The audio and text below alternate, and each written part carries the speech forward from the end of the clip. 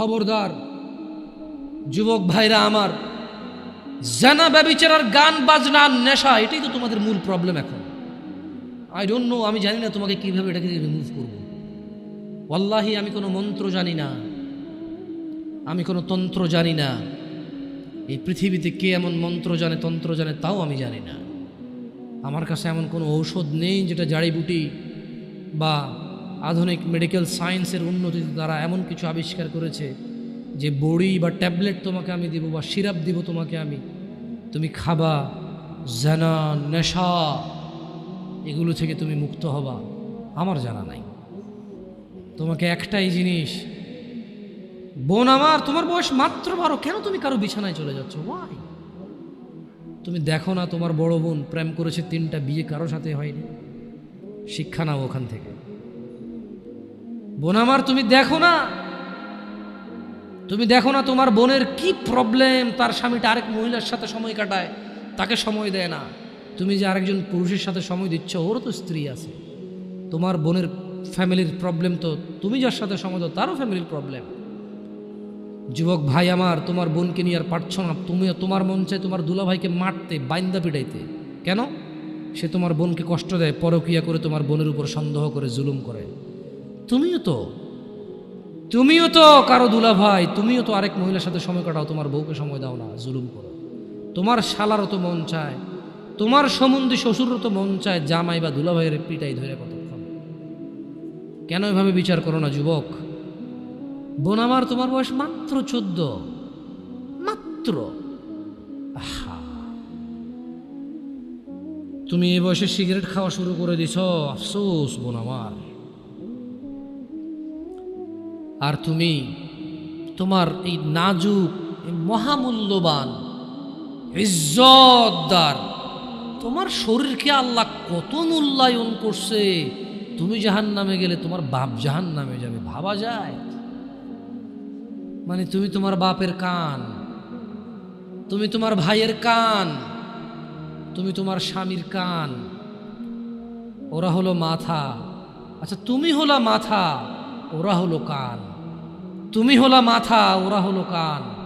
তোমাকে আল্লাহ কত মূল্য দিছে। কারণ মাথার মধ্যে যদি কেউ বাড়ি দেও, কি বাঁচবে? বাঁচবে না। যত বড় ডাক্তার, কবিরাজ, যত উন্নত চিকিৎসায় নিয়ে যাক, যদি ওর মাথা ফেটে চৌচির করে দেয়, মস্তিষ্ক বেরিয়ে যায়, ওর বাঁচার চান্সেস কতটুকু আসার কতক্ষণ আছে? তোমাকে, তোমার এই ছোট্ট 3.5 হাত বডিকে আল্লাহ কত ইজ্জত দিছে, কত সম্মান দিছে। যদি কেউ তোমাকে জোর করে জেনা করে, তাকে, সে যদি বিবাহিত হয়, তাকে জুমা মসজিদের সামনে অথবা মহাসমাবেশে প্রকাশ্যে কোমর পর্যন্ত গেড়ে পাথর মেরে মেরে মেরে ফেলতে হবে। কেন? সে তোমার গায়ে হাত দিবে। তোমার ইজ্জত, আবরু কত উপরে। তুমি কি আর আল্লাহর সৃষ্টি জাতা? আল্লাহর সৃষ্টি বনি আদম, ওয়ালাকাদ কাররামনা বনি আদম। আল্লাহ সুবহানাহু ওয়া তাআলা বলছে যে আমি বনি আদমকে কারাম করেছি, ওদেরকে আমি সম্মানিত করেছি। ওই সম্মানিত সম্প্রদায়ের সবচাইতে মূল্যবান তুমি।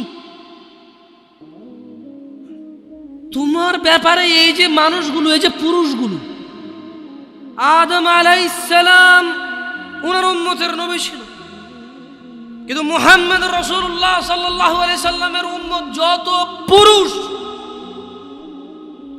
এইবার সে রাজা মহারাজা, এইবার সে কিছু একটা, সে যদি পুরুষ হয়, সে যদি মুসলিম মনে করে নিজেকে, তাকে তার রাসূলটাকে বলছে, এই আমার উম্মত যদি তুই নিজেকে মনে করিস, তবে শোন, একজন উত্তম নেক সৎ স্ত্রী দুনিয়াতে যা আছে এর চাইতে বেশি মূল্যবান।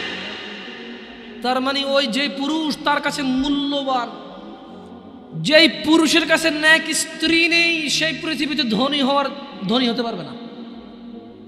ধন সম্পদ, ধনী দরিদ্র তো কিছুটা কাউন্ট হয়। স্বর্ণ আছে এত ভরি, রূপা আছে এত ভরি, জমি আছে এত বিঘা, গাড়ি আছে এতটা, ব্যাংকে টাকা আছে এতটুকু, কোম্পানির মালিক হলো $10,000 বিলিয়ন, কোম্পানির প্রাইস 2000 কোটি টাকা কোম্পানির প্রাইস, এভাবেই তো ধনী দরিদ্র বিল গেটস, ওই যে কি কয় এটাকে, কি আছে আম্বানি টাম্বানি, এভাবেই তো ধনী দরিদ্র হিসাব দেয়, রাইট? কিন্তু যার কাছে যেদিন বিচার হবে কে ধনী ছিল কে দরিদ্র ছিল, সেদিন যার কাছে ন্যাক স্ত্রী থাকবে না, সে ধনীদের লিস্টে আসতে পারবে না। একজনের কাছে যদি পুরো পৃথিবী আর পৃথিবীতে যা আছে, একজনের কাছে যদি পুরো পৃথিবী আর পৃথিবীতে যা আছে সব কিছু থাকে, ন্যাক স্ত্রী না থাকে, আরেকজনের কাছে যদি শুধু ন্যাক স্ত্রী থাকে, এটা বলে প্রমাণ হয় যে ন্যাক স্ত্রী, তাহলে ইসলাম ওকে ধনী বলে, কে দরিদ্র বলে, কে মিসকিন বলে? বেচারা, ও তো লাইফে সুখী না, ও কি বেচারা, আহা ওর জীব মিসকিন বেচারা। তোমাকে কত মূল্য দিছে চিন্তা করছো রাসূল সাল্লাল্লাহু আলাইহি সাল্লাম? তোমাকে এটা, তুমি যা তা নও, পুরুষ তোমাকে অ্যাচিভ করতে হয়, পাইতে হয়, অর্জন করতে হয়। তোমাকে যা তা পুরুষ তোমাকে অর্জন করতে পারবে না। যে পুরুষ তোমাকে মূল্যায়ন করতে পারবে না, সেই পুরুষ তোমার সতীত্বের খেয়াল রাখতে পারবে না। যেই পুরুষ তোমার মূল্যায়ন করতে পারবে না, সেই পুরুষ তোমার সতীত্বের পরোয়া করতে পারবে না, মূল্যায়ন করতে পারবে না। এটার মর্ম, এটার ইজ্জত, এটার শান্তি সে জানবে না। মিসকিন বেচারা, বোকা, হতভাগা, পাগল, দরিদ্র, ফকির, জীবনে কিচ্ছু নেই ওর, যার কাছে তুমি নেই। বোন আমার, যার কাছে তুমি নেই তার কাছে পৃথিবীর কোনো সম্পদ নেই। বোন আমার, 12 বছর 15 বছর বয়সে তুমি কেন বিবাহের পূর্বে আরেকজনকে তোমার শরীর ধরতে দাও? আর যুবক ভাই আমার, কি বলিস কি তুই? এই পৃথিবী আর পৃথিবীতে যা আছে এর চেয়ে মূল্যবান হচ্ছে এই মেয়েটা। তো এরকম মূল্যবান একটা জিনিস ওর ধরে ছুঁয়ে তুই ওকে ওর মূল্য কমিয়ে দিবি? এত বড় জুলুম ওর প্রতি তোর? তুই আল্লাহকে ভয় করিস না তাই বলে এতটা এতটা কি বলিস তুই? তুই কি কারো গাড়ির গ্লাস ভাঙছিস জীবনে? না। কেন? ওর লস হবে। তুই কি কোনোদিন কোনো মানুষকে ঘুষি দিছিস? না। কারণ তাহলে ও বেচারা কষ্ট পাবে। তুই কি জীবনে কারো পেটে ছুরি ঢুকাই দিছিস? না। ও মরে যাবে, তাহলে ওর ফ্যামিলি ক্ষতিগ্রস্ত, লসে পড়ে যাবে। তুই কি কারো টাকা মারছিস কোনোদিন? না। তাহলে ওর ফ্যামিলির টাকার কারণে কষ্ট পাবে। তাহলে তুই কেন তুই এত ছোট ছোট বিষয়গুলো খেয়াল রাখিস যে আরেকজনের লস হবে? তাহলে তুই এই মেয়েটার জীবনটাকে তুই কি করলি? তুই পুরো পৃথিবী আর পৃথিবীতে যা আছে সব কিছু বিক্রি করলে যে সম্পদ হবে, সব কিছু অর্জন করলে যে অর্জন হবে, এর চাইতে মূল্যবান তুই ওকে সতীত্ব থেকে বের করে নিয়ে আসলি? তুই তোর সামান্য ডিজায়ার ফুলফিল করার জন্য, যেটা আল্লাহ তোর জন্য বৈধ করেছে, কবুল বললে তোর বাপের দোষ, আল্লাহর তো দোষ না, তোর বাপের দোষ, সমাজের তো দোষ না। তোর বাপ তোকে বিয়ে করে না ভাই আমার, তোর বাপ মনে করে তুই ছোট, 18 বছর বয়স তোর বাপ মনে করে তোর বাপ 16 বছর বয়সে হস্তমৈথুন করছে, তোর 22 বছর, তুই এখনো ছোট, নুনু খাস, দুধু খাস। তোর বাপের অজ্ঞতা, ইসলামের দোষ দিবি কেন তুই এটা? তোর বাপ 13 বছর বয়সে চাস্তবন জাটতবন নিয়ে পালাই গেছে, এরপরে সবাই মিলে ধরে আনছে। এরপরে তোর বাপের তোর দাদারা বলছে কলিযুগ শেষ হয়ে গেছে। 20 বছর আগের কথা বলতেছে আর কি। তোর বাপ 14 বছর বয়সে লুকায় খেরেছিন ওই কি। আরে ভাই, আপনি শহরের ভাই, শহরের বয়স করতে হয়েছে, হ্যাঁ? আর সব মানুষ শহরে গেলাম, আমি দেখছি তো ঢাকা শহর খালি হয়ে যায় কেন তাহলে ঈদে? আমারে বলেন না যে আমরা না ঢাকা শহরে থাকি, কিছু বুঝি না। হ্যাঁ, এবার বলবেন না আমাকে, আমি বাংলা পারি না, একটু পারি, এবার বলার দরকার নেই আমাকে। না, আমরা জানি আপনার সব মানুষই গ্রামের, ঢাকা শহর ঈদ হলে সব খালি হয়ে যায়, কই যায় এরা? হ্যাঁ, তো তোর বাপ ওই যে এখন কেউ বলে না যে সুপারি বাগান চেনেন না, ওই যে খেরের চিন, এগুলো বোঝেন না, বললেন না আমার যে জামশেদ ভাই যে কনটেক্সটে কথা বলে বুঝে আসে না। হ্যাঁ, একটু শিখলে তো বলার দরকার নেই, কেমন? আমি জানি আপনি বোঝেন না, বোঝার ভান করার দরকার নেই। আচ্ছা, তো তোর বাপে 14 বছর বয়সে এই বাঁশবাগান আশবাগানে যে জেনায় লিপ্ত ছিল, তোর বয়স 25, কয় এখনো ছেলেটা বড় হয়নি। তো দোষ ইসলামের এখানে? তোর বাপের, তোর জান্নাতের প্রতি পরোয়া নেই, তোর টাকার প্রতি পরোয়া আছে। তোর বাপ তোর জান্নাত সেভ করতে চায় না, তোকে নাকি ভালোবাসে। তোর বাপ তোর ইজ্জতের পরোয়া করে না, তোকে নাকি ভালোবাসে। তুই নাকি ভালো মানুষ, পৃথিবী আর পৃথিবীর সবচেয়ে সম্পদশালী জিনিসটাকে শুধু একটা এই মুখে মুখে চুমু দিয়ে একটা ওই যে এভাবে ছবি তুলেছিল, এভাবে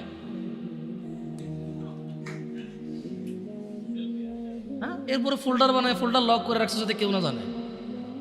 এরপরে ওই মেয়ের বিয়ে ঠিক হয়ে গেলে ধমক দেয়, ছবি পাঠাবো একটা একটা করে। সামান্য ডিজায়ার যেটা তোর হালাল ভাবে আল্লাহ দিয়েছে, একটু সবর কর, একটু সবর কর। তুই ক্লাস 5-এ পড়তেছিস, 6-এর জন্য ওয়েট করতেছিস না?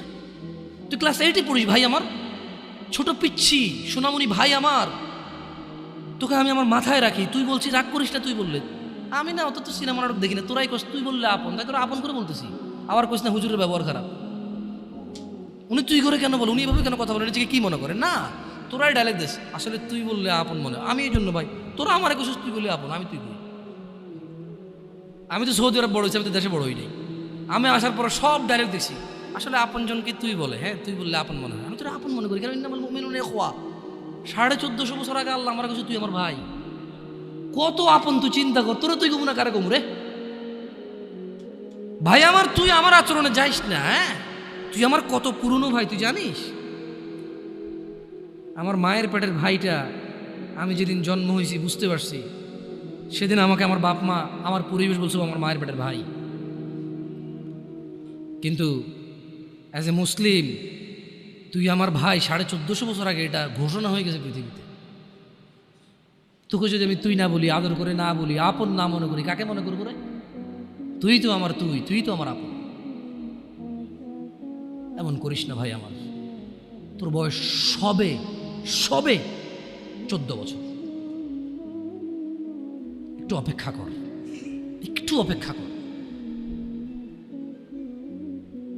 তোর বাপ বিয়ে করেছে, তুই পৃথিবীতে আসছিস। তুই এমনি এমনি আসিস না। তুইও বিয়ে করবি, তুইও পৃথিবীর সমস্ত সুখ পাবি ইনশাআল্লাহ। তোর ছেলে সন্তানও এমনি এমনি আসবে না। তুইও আল্লাহর দেওয়া নিয়ামত উপভোগ করবি এবং আল্লাহর প্রশংসা করবি। অপেক্ষা কর ভাই আমার, অপেক্ষা কর। খবরদার, বেখেয়ালি হওয়া যাবে না, বেখেয়ালি হওয়া যাবে না। আর নিজের সামান্য ডিজায়ারকে ফুলফিল করার জন্য পৃথিবীর সবচেয়ে দামি সম্পদটাকে সবচাইতে সস্তা নিকৃষ্ট করে দেওয়া যাবে না। কেমন? বিয়ের পূর্বে কোনো মেয়ের গায়ে হাত দিবি না ভাই আমার, খবরদার। বিয়ের পূর্বে কোনো মেয়ের সাথে কথা বলবি না, খবরদার। তোর যোগ্যতা নেই ওর সাথে কথা বলার। তুই কে রে? বামন হয়ে চাঁদের দিকে হাত বাড়াবি না। আমার বোনরা চাঁদ। ওয়াল্লাহি যেদিন ইসলামী শাসন আসবে, যেদিন ইমাম মেহেদী আসবে, যেদিন ঈসা আলাইহিস সালাম আবার আসবে, ওনার বন্ধের উপর যারা হাত দেবে উনি হাত কেটে ফেলবে। তুই বামন হয়ে চাঁদের দিকে হাত বাড়াইস না। আমার বোনরা চাঁদ। ইসলাম মেয়েদেরকে চাঁদ বলেছে, আর তোকে বামন বলেছে বেটা। তুই বেটা ছেঁড়া খাতা শুয়ে লাখ টাকার স্বপ্ন দেখিস, বিয়ের আগে মেয়ের গায়ে হাত দিস? তোর সাহস কত? তোর সাহস কত? তুই জানিস না মুহাম্মদ সাল্লাল্লাহু আলাইহি সাল্লাম বলছে নেক স্ত্রী দুনিয়াতে যা আছে ওর চেয়ে বেশি উত্তম। তুই কি করে ওর গায়ে হাত দিস বিয়ের আগে? তোর সেই যোগ্যতা আছে বল? তোকে আল্লাহ জাহান্নামে ফেলবে, তোকে আল্লাহ জ্বলন্ত আগুনে নিক্ষিপ্ত করবে, তোর শরীর পচবে, তোর শরীরের গন্ধে জাহান্নামীরা থাকতে পারবে না। তোকে আল্লাহ এত নিকৃষ্ট শাস্তি দেবে কেন? কারণ তুই এত বড় জঘন্য কাজে লিপ্ত হয়েছিস। আমারে বুঝাস না মেয়েরা খারাপ, মেয়েরা খারাপ। আমি তো এত খারাপ দেখি না। তুই কোথায় এত খারাপ দেখিস? আমি তো দেখি তুই বেটা 10-এ পড়িস মাত্র। তোকে আমি ছোট করে দেখছি না বেটা। তুমি বের হও, ছবি পাঠাও, নাহলে হাত কেটে ফেলবো আমি। দেখো আমি বিষের বোতল নিয়ে আসি, ছবি পাঠাও। তুই বেটা আমার বোনটাকে বেটা ফুসলেছিস বেটা। ফাজিল, মেয়েরা খারাপ, মেয়েদের খারাপের কারণে দুনিয়া। তুই কে রে? তুই কি মেয়েরা খারাপ? শোন, আমাদের গ্রামে প্রবাদ আছে, ধর্মীয় কথা না এটা। এখন যেটা বলছি এটা প্রবাদ, এটা ধর্মীয় কথা না। কোনো মেয়ের যদি একবার হাঁটুর উপরে কাপড় ওঠে আর নামে না বেটা। তুই উঠাইছিস হাঁটুর উপরে কাপড়, ও উঠায়নি। হাঁটু পর্যন্ত তুই উঠাইছিস, আর এখন সে নামাচ্ছে না। তুই মনে করিস তুই বেঁচে গেছিস না? তুই মনে করিস তোর জিনাই জেনা না? না বেটা, ও তোর সাথে জেনা করেছে, এরপরে তোকে বাদ দিয়ে আরেকজনের সাথে করবে, আরেকজনের সাথে করবে। আর তুই সূচনা, তুই ওকে শিখাইছিস, এটা সব গুণ তোর উপরে আসবে বেটা। তুই নিজের ছোট পাপিষ্ট মনে করিস না? তুই মনে করিস কি হয়েছে, আমি তো একটা চুমাই নিছি। আমি তোকে বলছি ছবি তুলে পাঠাও, টয়লেটে যাও, ব্লাউজ খুলে ছবি তুলে পাঠাও, জামা খুলে ছবি তুলে পাঠাও। বেটা ফাজিল, আল্লাহ তোকে হৃদায়ত দিকে, আমিন। ভয় পা, ভয় পা, আল্লাহকে ভয় পা। ছোট ভাই আমার, সবাই বুড়ো হয়ে মরে না, বহু মানুষ যৌবন্ত অবস্থায় মরে যায়। ছোট ভাই আমার, তোর ঘরেও বোন আছে, ভয় পা, আল্লাহকে ভয় পা। তুই এত বড় অপরাধে লিপ্ত হইস না। তুই মেয়েদের হাঁটু পর্যন্ত কাপড় তুলিস না, খবরদার, খবরদার, তুই এটা করিস না। তো মানুষ তো বেশি নাই, তারপর আলহামদুলিল্লাহ সবাইকে কবুল করুন, যেহেতু ঘরোয়া পরিবেশে। বলেন তো কোনো মেয়ে, আপনার বয়স তখন 16 বছর ছিল আর কি, আচ্ছা যান, কোনো একটা 14 থেকে 18 বছরের মেয়ে আপনাকে বলছে চলো আমরা একসাথে থাকি, বলেন 1 লাখ একটা পাবি না, 1 লাখ। আমি বলে দিচ্ছি, চ্যালেঞ্জ হলে আসিও, তুমি প্রমাণ করে দিও, যাও। মেয়ে কি বলো, মেয়েরা প্রেম হারাম ইসলামে, ইসলামী বিয়ের পূর্বে সম্পর্কই হারাম, কিন্তু এর মধ্যেও কোনো মেয়ে ছেলেকে বলে না কিস করো, আমাকে একটা তোমার লুঙ্গি খুলে ছবি পাঠাও, বলে না। প্রত্যেকটা ছেলে বলে, প্রত্যেকটা ছেলে বলে, এভরি সিঙ্গেল ছেলে বলে না।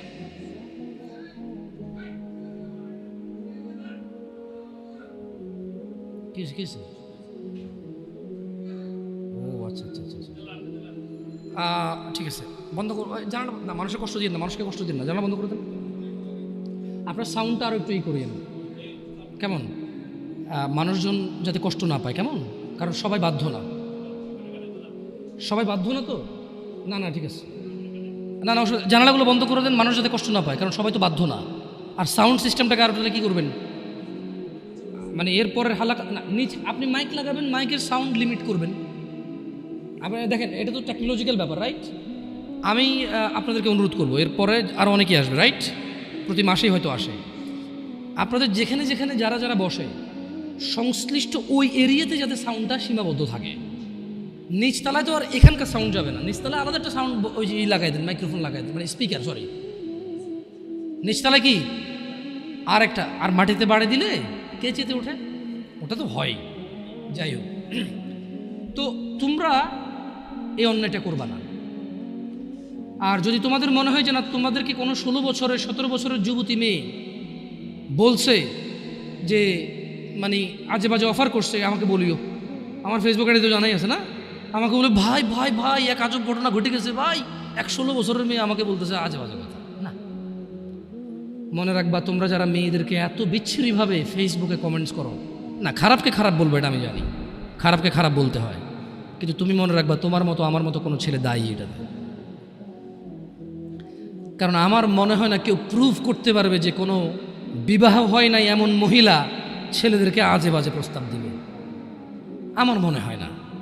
হ্যাঁ, বিবাহের পূর্বে দিতে পারে কারা, যাদেরকে 12 বছর 13 বছর থাকা অবস্থায় তাদেরকে তাদের বয়ফ্রেন্ডরা আজে বাজে পথে নিয়ে চলে গেছে, সেটা ডিফারেন্ট ইস্যু হতে পারে। বাট নর্মালি যে কোনো ছেলে যে কোনো মেয়ের সাথে পরিচয় হলেই কিন্তু আজে বাজে প্রস্তাব দেওয়া শুরু করে। আল্লাহ আমাদেরকে বোঝার তৌফিক দান করুন। আর যুবক ভাইরা আমার, মনের দাসত্ব করা যাবে না। আল্লাহ সুবহানাহু ওয়া তাআলা কুরআনুল কারীমে বলছেন, ওয়ামা উবাররিউ নাফসি, সূরা মানে ইউসুফ আলাইহিস সালামের এই ঘটনাটা আমাদের জন্য খুবই প্রয়োজনীয়। কেন? এখানে আল্লাহ সুবহানাহু ওয়া তাআলা সূরা ইউসুফের মধ্যে ইউসুফ আলাইহিস সালামের একটা তথ্য তুলে দিয়েছেন আমাদেরকে। কি? ওয়ামা উবাররিউ নাফসি। ইউসুফ আলাইহিস সালাম বললেন, আর আমি নিজেকে নির্দোষ মনে করি না। ইউসুফ আলাইহিস সালাম কি বললেন? কি বলছে? ওয়ামা উবাররিউ নাফসি, আর আমি নিজেকে নির্দোষ মনে করি না। ইন্নান নাফসা লাআম্মারাতুন বিসসুই ইল্লা মা রাহিমা রাব্বি ইন্না রাব্বি গফুরুর রহিম। তিনি বলছেন যে আমি ইউসুফ আলাইহিস সালাম নিজেকে নির্দোষ মনে করি না। কেননা নিশ্চয় মানুষের নফস খারাপ কাজের নির্দেশ দিয়েই থাকে। তিনি কেন নিজেকে নির্দোষ মনে করে না?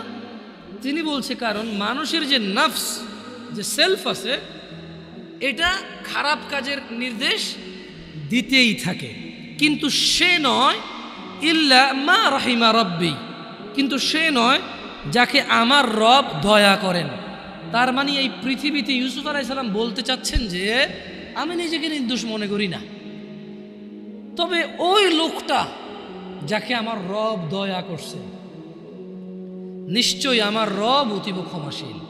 তার মানে যদি আমরা আমাদের হৃদয়কে যদি আমরা চাই যে আমাদের হৃদয় আমাদেরকে জানার দিকে না ডাকুক, নেশার দিকে না ডাকুক, ব্যভিচারের দিকে না ডাকুক, জুলুম অত্যাচার সুদ ঘুষের দিকে না ডাকুক, যদি এটা আমি চাই, তাহলে আমি আমার রবের দয়া প্রত্যাশী হতে হবে এবং নিজেকে এমন কর্মব্যস্ততায় রাখতে হবে যেই কর্মফলে রব আমার উপর সন্তুষ্ট হয়ে আমাকে দয়া করবে এবং সেই দয়ার বদৌলতে আমার হৃদয় বা আমার নফস আমাকে খারাপ কাজের আদেশ দিতেই থাকবে না।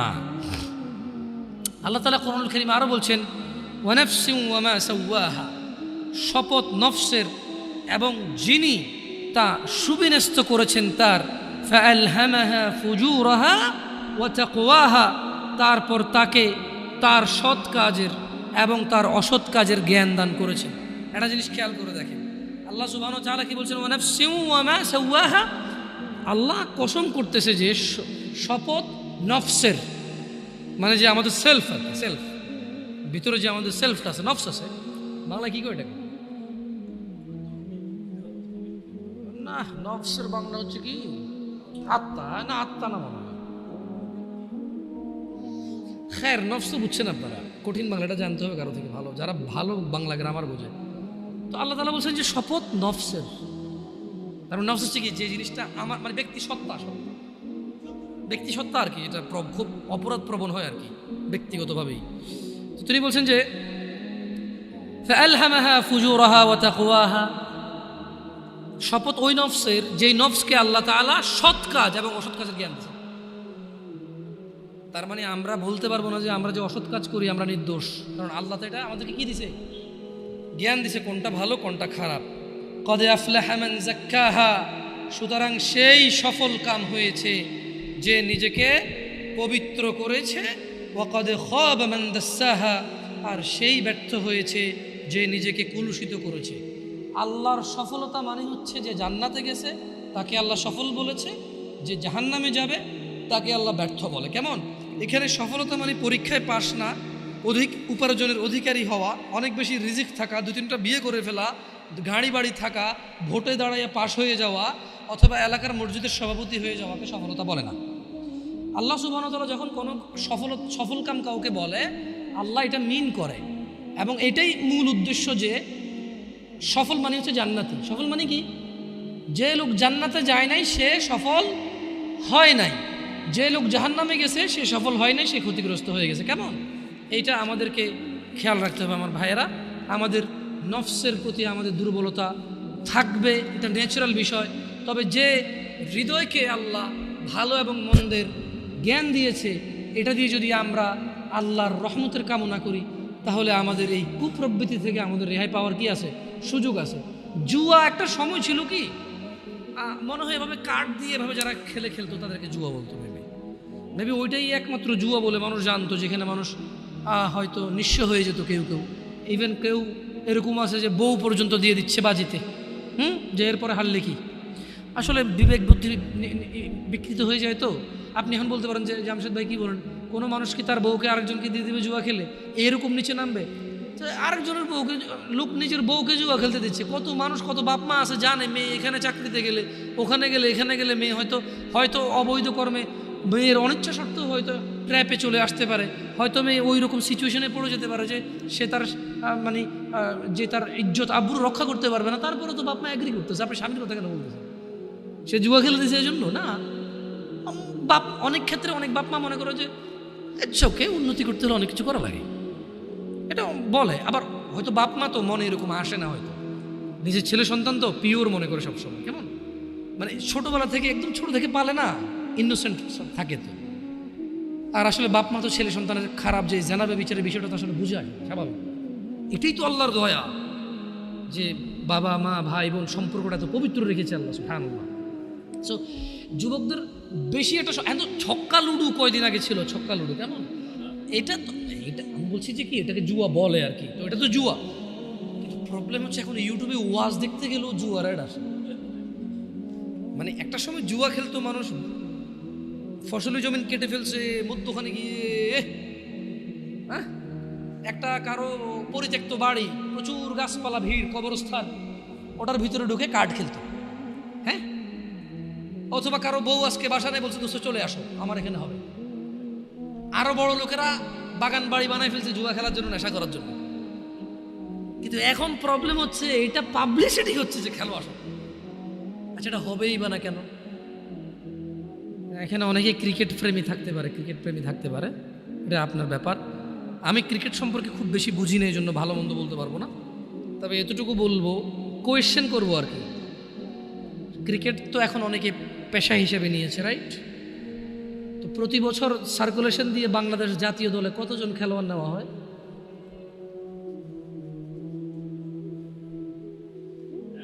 100 মনে হয় না। 100 খেলোয়াড় তো নিয়োগ হয় না, 16 কোটি মানুষ কিন্তু উদ্বুদ্ধ হয়ে খেলাতে। অমুকে গাড়ি করে ফেলছে ক্রিকেট খেলে, তমুকে বাড়ি করে ফেলছে ক্রিকেট খেলে, অমুককে সারা দেশে চিনে গেছে, অমুক সেলিব্রিটি হয়ে গেছে, রাইট? তো একটা দেশের যারা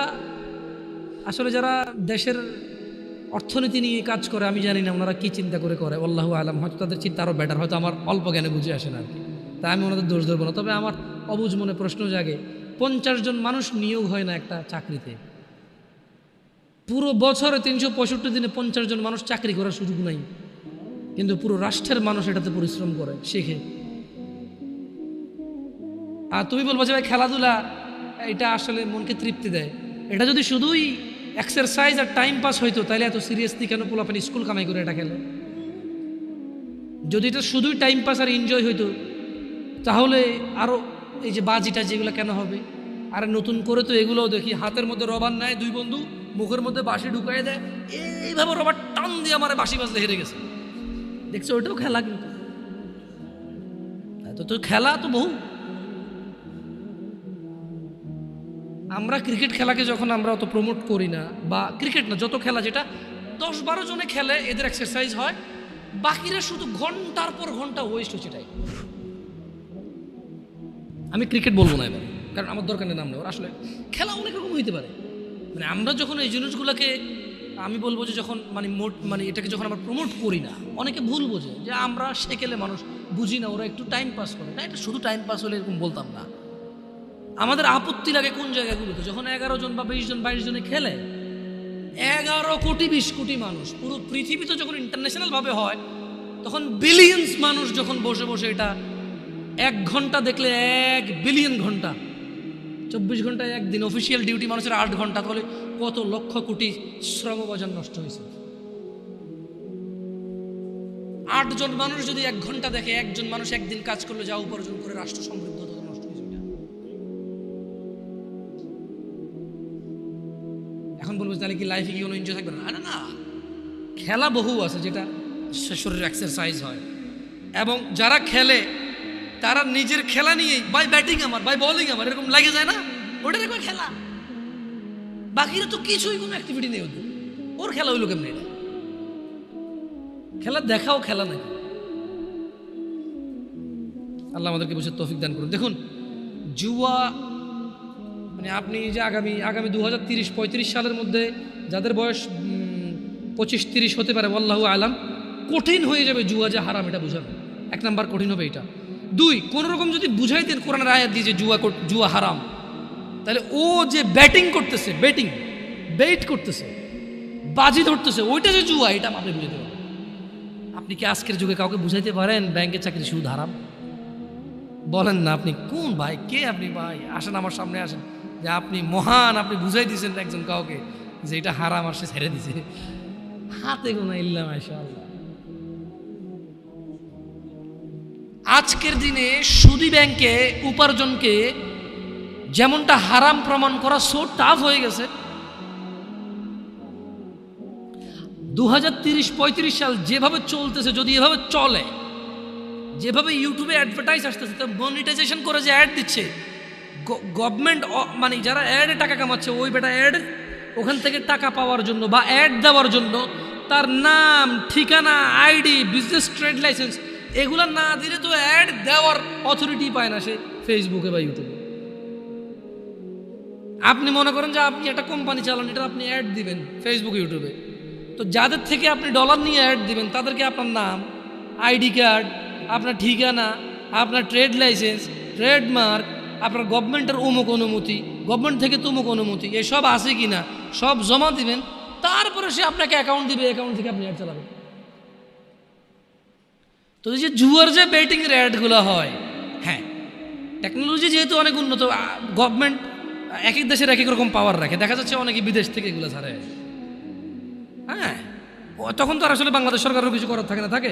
আমি বলতেছি না যে কী করার, আমি বলতেছি যে কত আসলে হারাম পথের যে কত পথ আছে, আসলে আমি বুঝি দিদি বোনরা ওরা বুঝবে কিনা যেগুলো আমি বুঝতেছি না, আউট অফ কনটেক্সট কিনা, বাট এটা কিন্তু রিলেভেন্ট কথা যে যদি গভর্নমেন্ট এই জুয়ার অ্যাড নিয়ে কাজ না করে, যদি বাবা মা এই জুয়ার বেটিং এর অ্যাড মানে বাজি ধরার অ্যাডগুলো যদি বন্ধ না করে, তাহলে 30-35 সালে আজকের দিনে আপনি যেমন বুঝাইতে পারেন না যে ব্যাংকে উপার্জন করলে শুধুই উপার্জন হলে এটা হারাম, আপনি যেমন বুঝাইতে পারেন না আগামী 35 সালে আরো বেশি লাগতে পারে, আগেও হয়ে যেতে পারে, আমি তো আর গণক না যে কয়ে দেবো, এটা আন্দাজ করে বলা আর কি, এটা তো একদম অ্যাকুরেসি নাই এটা। কেমন যদি এটা হয় তাহলে জুয়া হারাম মাইনে নেবে সবাই, কিন্তু বাজি ধরা যে জুয়া কেউ মানবে না।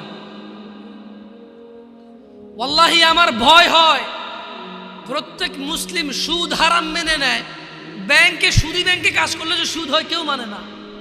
আজকে যদি এগুলোকে না থামানো হয়, আমরা যদি আমাদের ছেলে সন্তানকে না বুঝাই, ভাই বোনদেরকে না বুঝাই, তাহলে জুয়া খেলা হারাম আমরা বুঝাইতে পারবো, কিন্তু বাজি ধরা যে জুয়া এটা আমরা বুঝাইতে অক্ষম হই। আল্লাহ আমাদেরকে বোঝার তৌফিক দান করুন। আল্লাহ তাআলা কোরআন কারীমে বলছে, ইয়া আইয়ুহাল্লাযীনা আমানু, হে তোমরা যারা ঈমান এনেছো, ইন্নামাল খামরু ওয়াল মাইসির ওয়াল আনসাব ওয়াল আজলাম রিজসুম মিন আমালিশ শাইতান ফাজতানিবুহু লাআল্লাকুম তুফলিহুন। হে মুমিনগণ, তার মানে এখানে স্পেশালি যারা দাবি করে যে আমি মুসলমান তাকে বলা হচ্ছে, তুমি কি মুসলমান? তাহলে শুনে নাও, এই কাজগুলো তুমি করতে পারবা না। কোন কাজগুলো করতে পারবা না? তুমি যদি মুসলমান হইতে হয়, এগুলো হচ্ছে কি? ইন্নামাল খামরু ওয়াল মাইসির ওয়াল আনসাব ওয়াল আজলাম রিজসুম মিন আমালিশ শাইতান, নিশ্চয়ই নেশা জাতীয় দ্রব্য, এবার এটা হতে পারে ইয়াবা, ফেন্সিডিল, হিরোইন, গাঁজা, সিগারেট, যেটা নেশা হয়। কেমন আমি তো আর সব কিছুর নাম জানি না, ডিফারেন্ট নামই আসতে পারে, লিকুইড হতে পারে, পাউডার হতে পারে, ভাত দিয়ে খাই হতে পারে, পানিতে গুলা খাই হতে পারে, চাবায় খায়, চুষে খায়, যেমনি খায় হইতে পারে, অথবা কেউ গ্রান নিচ্ছে। কেমন যেভাবেই খায়, যেটা নেশা, যেটা কি নেশা। আল্লাহ বলছে যে তুমি মুসলিম, তবে তুমি শুনে নাও, নিশ্চয়ই নেশা, জুয়া মানে এই যে বাজি ধরাটা, হ্যাঁ, পূর্তি পূজার বেধি ও ভাগ্য নির্ণয়, মানে গণকের কাছে যারা যায়, কেমন এই ভাগ্য নির্ণয় করার স্বর কেবল ঘৃণার বস্তু, শয়তানের কাজ। জুয়া খেললো যে শয়তানি করলো সে, মদ খেলো যে শয়তানি করলো সে, গণকের কাছে গেল যে শয়তানি করলো সে, এগুলো শয়তানের কাজ। আল্লাহ তাআলা বলছে যে তুমি যদি মুসলমান হও, ফাজতানিবু, কাজে তুমি এটা থেকে কি করো? নিজেকে বিরত রাখো। কেমন কাজে? তোমরা সেগুলো বর্জন করো, লাআল্লাকুম তুফলিহুন, যাতে করে তোমরা সফল হও। তার মানে যদি কেউ জান্নাতে যেতে চায়, সে জুয়া খেলতে পারবে না, নেশা করতে পারবে না, গণকের কাছে যেতে পারবে না। আরও হাজার নিষেধ আছে, এগুলো খুব ভ্যালুয়েবল নিষেধাজ্ঞা, যেগুলো আপনাকে জান্নাত থেকে বিমুখ করে দেবে। জিনা ব্যভিচার যদি সলভ হয়ে যায়, আমি বরঞ্চ বয়স্কদের চাইতে যুবকদের অপরাধ কম দেখি। আমি পার্সোনালি বয়স্কদের চাইতে যুবকদের অপরাধ কম দেখি, কিন্তু এই বয়স্ক অপরাধীগুলাই যুবক অবস্থায় ভালো ছিল। আজকের এই যুবক ভালো ছেলেগুলাই বয়স্ক হয়ে খারাপ হয়ে যাচ্ছে। আমি শুধু ইয়াংদের মধ্যে জেনার প্রবলেমটা বেশি পাইছি, আর নেশা জেনার। কিন্তু যারা মিডল এজ, তারা ঘুষ খায়, জাগা জমি নিয়ে মিশা কথা কয়, কাজকর্মে ফাঁকি দেয়, মা বাপের সাথে প্রচুর অবহেলা এবং প্রচুর ইগনোর করে বাবা মাকে। নিজের উপার্জনটা শুধু নিজের মনে করে, বউ আর বাচ্চার মনে করে, বাপ মায়ের মনে করে না। বাপ মাকে ভাগ করে দেয়, যে 4 ভাই আছি, আমি কেন একা করব? তোমার মেয়ে শহরের ওই ফ্ল্যাট পাইছে, আমি কি একা পাইছি? এটা আমি যুবকদের চাইতে মিড এজ এবং বড় এজের পুরুষদের অপরাধ বেশি দেখি। ওয়াল্লাহি আমার যুবক ভাই এবং যুবক বোন, এরা যদি নিজেকে জিনা থেকে সরাই নিয়ে আসতে পারে, সুবহানাল্লাহ সুবহানাল্লাহ, ওরা পৃথিবীর উন্নত চরিত্রের অধিকারী হতে পারবে। কারণ ওরা এখনো ঘুষ খাওয়ার সুযোগ আসে নাই, খায় না। যে নিজেকে জিনা থেকে বাঁচাবে সে ঘুষ থেকেও বাঁচাবে। সিম্পল কথা না? দেখো যুবক ভাইরা আমার, আমাদের রব বলেছেন মুহাম্মদ সাল্লাল্লাহু আলাইহি সাল্লামকে, কুল, হে নবী বলে দিন, ইন্নামা হাররামা রাব্বিয়াল ফাওয়াহিশ, নিশ্চয়ই আমার রব হারাম করেছে অশ্লীলতাকে, মা যাহারা মিনহা ওয়া মা বাতন, যা প্রকাশ্যে এবং গোপনীয়তায়। মানে যেটা তুমি ফেসবুকে প্রেমিকার ছবি ছেড়ে দাও, বা যেই মেয়ে নিজেই নিজের ছবি ছেড়ে দেয়, বা যেই ছেলে তার মা বা বউয়ের ছবি ছেড়ে দেয়, মানে এইগুলো প্রকাশ্য অপরাধ। যে কোনো কর্নারের দোকানে তালতলা, আমতলা, জামতলাতে গিয়ে একদম জনসম্মুখে বসে বসে সিনেমা নাটক দেখে, ওটা হচ্ছে প্রকাশ্য অপরাধ, প্রকাশ্য অশ্লীলতা। যে বসে বসে নিজে মোবাইলে দেখে, এটা হচ্ছে গোপনে অপরাধ, গোপনে অশ্লীলতা। তো আল্লাহ তাআলা বলছেন যে হে নবী আপনি বলে দিন, নিশ্চয়ই আমার রব নিষেধ করেছেন এমন অশ্লীলতাকে যেটা প্রকাশ্যে এবং যেটা অপ্রকাশ্যে বা গোপনে। ওয়া আন তাকুলু আলাল্লাহি মা লা তা'লামুন, আর তিনি নিষেধ করেছেন, হারাম করেছেন আল্লাহ সম্বন্ধে এমন কিছু বলা যেটা সম্পর্কে তোমার কোনো কি নেই, ধারণা নেই। দেখুন যুবক ভাই ও বোনরা আমার, আন আবি হুরায়রা রাদিয়াল্লাহু আনহু قال قال النبي صلى الله عليه وسلم لا يزني الزاني حين يزني وهو مؤمن, নিশ্চয়ই কোনো জেনাকারী যখন জেনা করে, জেনা অবস্থায় তার ঈমান থাকে না, সে বেঈমান থাকে তখন। ওয়ালা ইয়াশরাবুল খামরা হিনা ইয়াশরাবু ওয়া হুয়া মুমিন, এবং কোনো নেশাগ্রস্ত ব্যক্তি যখন সে নেশা করে তখন সে মুমিন অবস্থায় থাকে না। কেমন? এই জিনিসটা আমাদের খুবই খুবই গুরুত্ব দিয়ে ভাবতে হবে। যখন কেউ জানা করে, মুহাম্মদ সাল্লাল্লাহু আলাইহি ওয়াসাল্লাম বলছেন যে তখন তার ঈমান থাকে না। যখন কেউ নেশা করে, গাঁজা টানে, গাঁজা, হ্যাঁ, যখন কেউ গাঁজা টানে, যখন কেউ মদ পান করে, তখন তার ঈমান তার সঙ্গে থাকে না। এইটা খুবই বিপজ্জনক সিচুয়েশন। ওই অবস্থায় যদি কেউ মারা যায়, তাহলে সে একেবারে সোজা ঈমান ছাড়া মরে গেল। আর যে ঈমান ছাড়া মরে গেল, তার হিসাব ছাড়া জাহান্নাম হয়ে যাবে। যে ঈমান ছাড়া মরে গেল, তার হিসাব ছাড়া জাহান্নাম হয়ে যাবে। যে ঈমান নিয়ে মরল, তার হিসেব হয়ে ফয়সালা হবে। যে ঈমান ছাড়া মরে গেল, বেঈমানের হিসাব একটাই, সে জাহান্নামী। যে আল্লাহ এবং তার রাসূলের প্রতি ঈমান রাখে না, আখিরাতের প্রতি ঈমান রাখে না, যে বেঈমানি করে আল্লাহর সাথে, তার বিধান হচ্ছে সে চিরস্থায়ী জাহান্নামী হয়। কেমন? এটা খুব ইম্পর্টেন্ট এই হাদিসটার ব্যাপারটা। ওয়ালা ইয়াসরিকু হিনা ইয়াসরিকু ওয়া হুয়া মুমিন, কোন চোর চুরি করা অবস্থায় ঈমানদার থাকে না। ঘুষখোর যখন ঘুষ নেয়, তার ঈমান চলে যায়। ঘুষখোর যখন ঘুষ নেয়, তখন তার ঈমান থাকে না।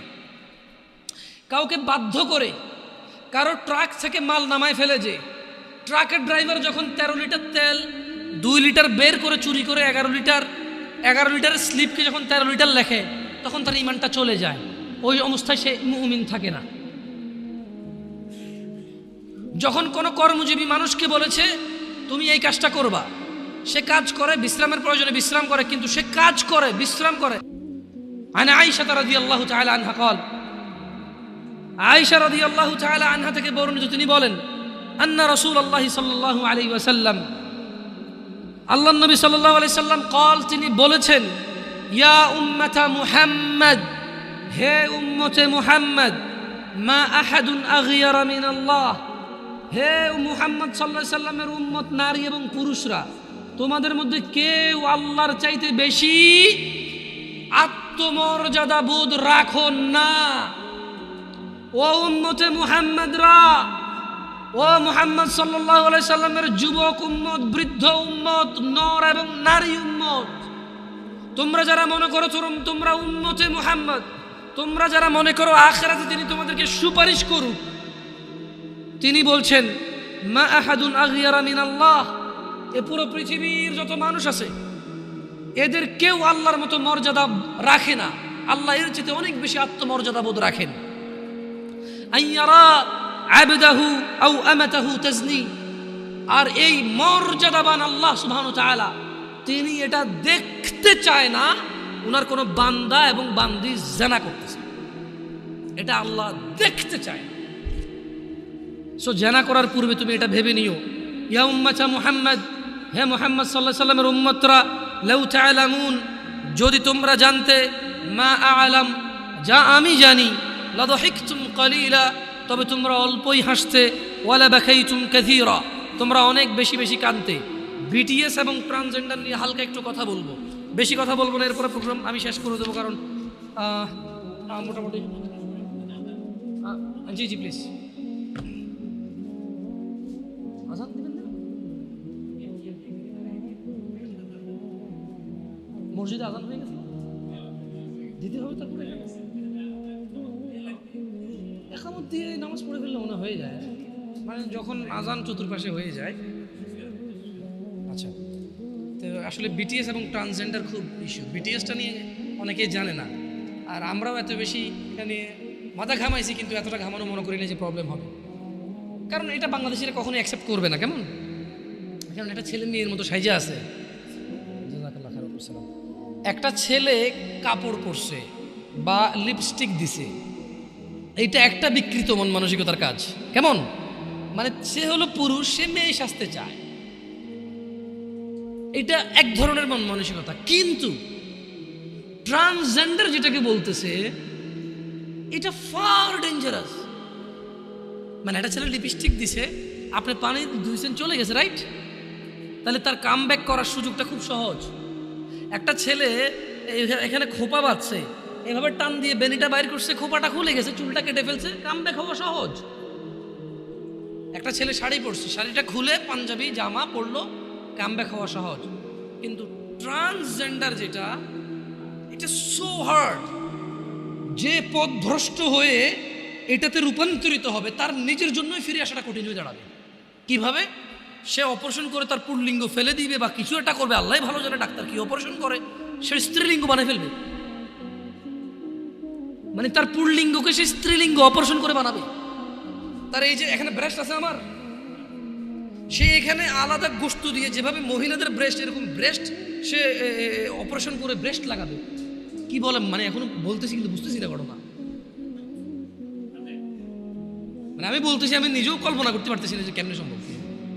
বাট এটা ইউরোপে কিছু টকশো দেখলে বোঝা যায়।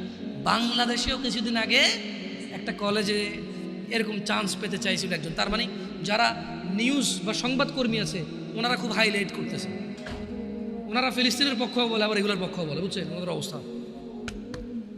যাই হোক, তো মানে একটা কথা মনে রাখিও ভাইরা আমার, তোমরা বা তোমাদের ছোট ভাই বা তোমাদের ছেলে সন্তানের যুগ বড়ই কঠিন যুগ আসতেছে। তোমরা তোমাদের পরিবারে ঘোষণা দিয়ে দাও রবের পক্ষ থেকে। রব বলছে লাআনাহুল্লাহ, আল্লাহর লানত করেন, আল্লাহ অভিশাপ করেছেন কাকে? وقال لأتخذن من عبادك نصيبا مفروضا, আল্লাহ তাকে লানত করেন। এবং শয়তান বলে, শয়তান কি বলে? আমি অবশ্যই আপনার বান্দাদেরকে এক নির্দিষ্ট অংশকে আমার অনুসারী করে নেব। তো কিভাবে অনুসরণ করবে? আল্লাহ শয়তানকে লানত করেছে। এভাবে হাঁটাহাঁটি করিয়েন না, কেমন ক্লোজ করে দিতে হবে না? খুব সিম্পল, যখন বের হবে একটা কার্টন ধরে রাখবেন, সব একটা একটা নিয়ে বের হয়ে যাবে। ওই হুল্লোর কদিন পরে জিলাপিও দিবেন আপনার, মনে হচ্ছে আমার। কি ভাই, ঢাকা শহরে এরা থাকে, কেউ বিস্কিট খাওয়ার জন্য এখানে আসছে না, দিচ্ছেন, আল্লাহ কবুল করুক, ভালো কাজ, ভালো কাজ। কিন্তু ঢাকায় মানে এই বনশ্রী এলাকায় যে লোক থাকে, তার ভাড়া মিনিমাম 20,000 টাকা, আমি খেয়াল করে দেখছি। এর নিচে ভাড়া নাই। তো আপনার বিস্কিট খায় কতটুকু উপকার হয়ে যাবে, আর লাভ হয়ে যাবে, দরিদ্রতা কমে যাবে। আউযুবিল্লাহি মিনাশ শাইতানির রাজিম।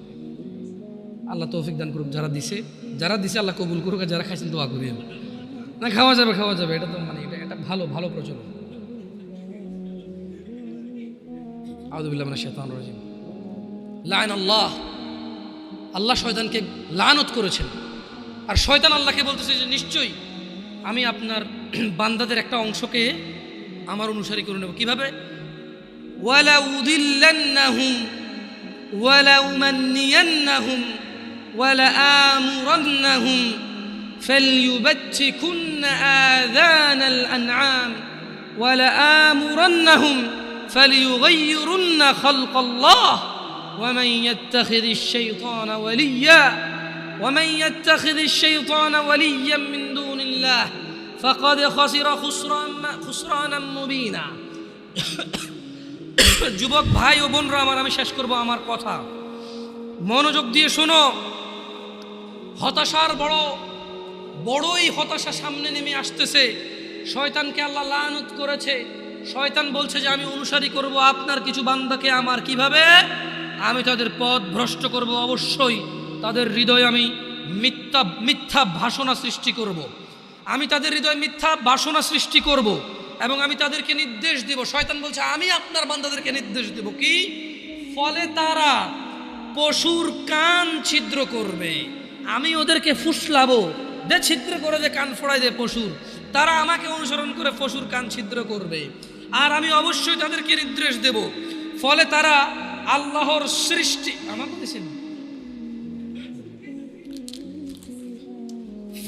আল্লাহর সৃষ্টি বিকৃত করবে। আর আল্লাহর পরিবর্তে কেউ শয়তানকে অভিভাবক রূপে গ্রহণ করলে সে স্পষ্ট ক্ষতিগ্রস্ত হয়।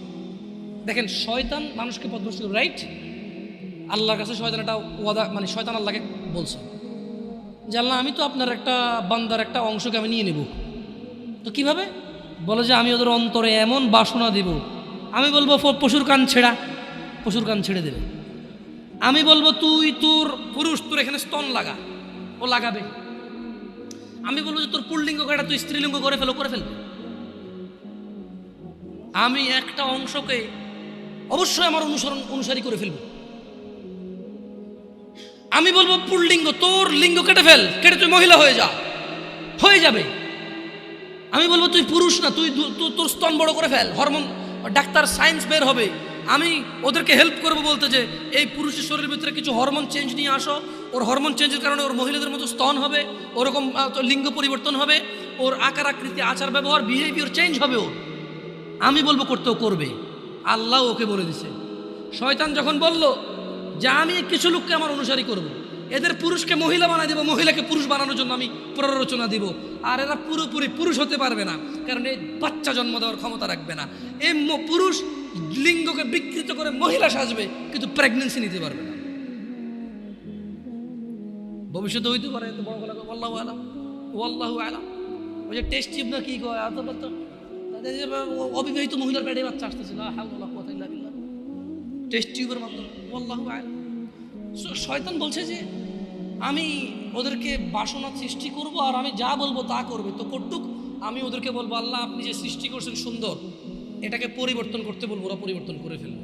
আর এই ট্রান্সজেন্ডার মানে ট্রান্স ম্যান বা ট্রান্স ওমেন, এটার একটা জ্বলন্ত চূড়ান্ত প্রমাণ। অনেকে কিন্তু ট্রান্সজেন্ডারটাকে হিজড়া মনে করতেছে। না, হিজড়া এটা আল্লাহর সৃষ্টি, এটাই সৌন্দর্য আল্লাহর। এটা কিন্তু আল্লাহর বিকৃত সৃষ্টি না। আপনি যেরকম আল্লাহর সুন্দর সৃষ্টি, মহিলা যেরকম আল্লাহর সুন্দর সৃষ্টি, হিজড়াও আল্লাহর সুন্দর সৃষ্টি। কিন্তু এই ট্রান্সজেন্ডার এটা হচ্ছে বিকৃতি, এটা আল্লাহ সৃষ্টি করে, এটা ওরা বানাচ্ছে। আল্লাহ ওদেরকে বলে দিছে, শয়তানকে বলে দিছে, তুই যাদেরকে ডাকবি আর যারা তোর এই ফাসলানিতে চলে আসবে, কেমন? আল্লাহ বলছে ওমান ইয়াত্তাখিযিশ শাইতানা ওয়ালিয়্যাম মিন দুনিল্লাহ ফাকাদ খাসিরা খুসরানাম মুবিনা। যারা তোমার উপদেশ নিয়ে তোমাকে অভিভাবক হিসেবে গ্রহণ করবে, তারাই হবে স্পষ্ট ক্ষতিগ্রস্ত। আল্লাহ আমাদেরকে বোঝার তৌফিক দান করুন। দিনী ভাইয়েরা, আত্মহত্যা নিয়ে কথা বলার ইচ্ছা ছিল, আজকে আর লম্বা করবো না আলোচনাটা। আপনারা অনেকেই আসছেন, আমাকে কথা বলতে বলেছে আধুনিক সমাজে, যুব সমাজের সমস্যা ও সমাধান। যুবক ভাই, তুমি সিসি ক্যামেরা যেরকম মানুষকে দেখে, আল্লাহ ফেরেশতা নিয়োগ দিয়েছে এবং আল্লাহ নিজেও দেখে। সিসি ক্যামেরা যেরকম রেকর্ডিং হয় তোমার কৃতকর্ম, আল্লাহ ফেরেশতা দিয়ে রাখছে, ওরা লিখে রাখে তোমার কৃতকর্ম। এই জিনিসটা তোমাকে আমি সমস্যার সমাধানটা বলে দিচ্ছি যে তুমি কিরামান কাতিবিন, সম্মানিত লেখক বর্গ, বোন আমার, ভাই আমার, তোমাদের উভয়কে আমি বলতেছি, তোমরা শুধু সিসি ক্যামেরার উদাহরণটা নিয়ে নিজেদেরকে শুধরাই ফেলো। তোমাদের আর কোনো উপায় নাই, সমাধান একটাই।